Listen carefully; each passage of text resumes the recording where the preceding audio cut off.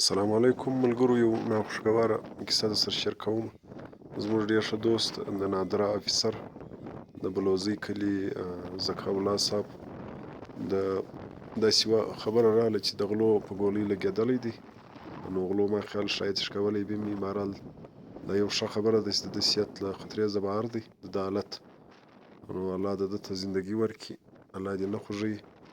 تاسې ټوله ملګري د ده ته دعا کوئ، نو الله د ظالمانو مخ ونیسي، الله دې له مځکې زه پورته کړي. نو ټوله ملګري ذکا الله صاحب له دعا وکړي، زموږ ښه یار و دوست دی. نو الله دې پر ده خصوصي فضل وکړي.